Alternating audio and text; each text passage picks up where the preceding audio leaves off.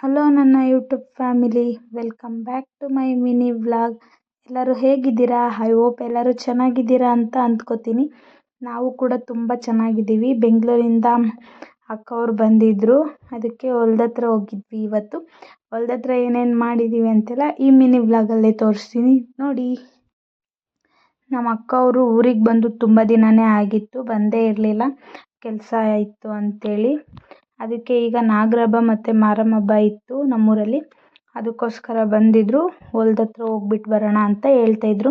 ಅದಕ್ಕೆ ಎಲ್ಲರೂ ಹೋಗ್ಬಿಟ್ಟು ಅಲ್ಲೇ ಚುರುಮುರಿ ಮಾಡಿಕೊಂಡು ತಿಂದ್ಬಿಟ್ಟು ತೋಟ ಎಲ್ಲ ಸುತ್ತಾಡಿಕೊಂಡು ಬಂದ್ವಿ ಎಲ್ಲರೂ. ಹೊಲ್ದತ್ರ ಏನಾದರೂ ಮಾಡ್ಕೊಂಡು ತಿನ್ನೋದೇ ಒಂಥರ ಚೆನ್ನಾಗಿರುತ್ತೆ ಅಲ್ವಾ.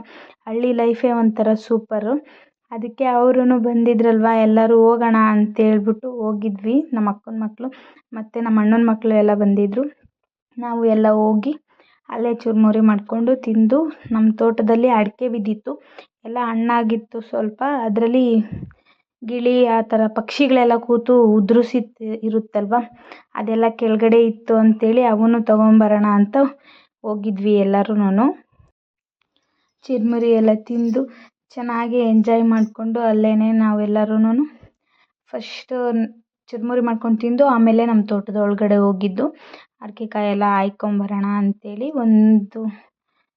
ಸಿಕ್ತು ಒಂದು ಸ್ವಲ್ಪ, ಒಂದು 2-3 kg ಅಷ್ಟು ಸಿಕ್ತು ಅಡಿಕೆಕಾಯಿ ಎಲ್ಲನ.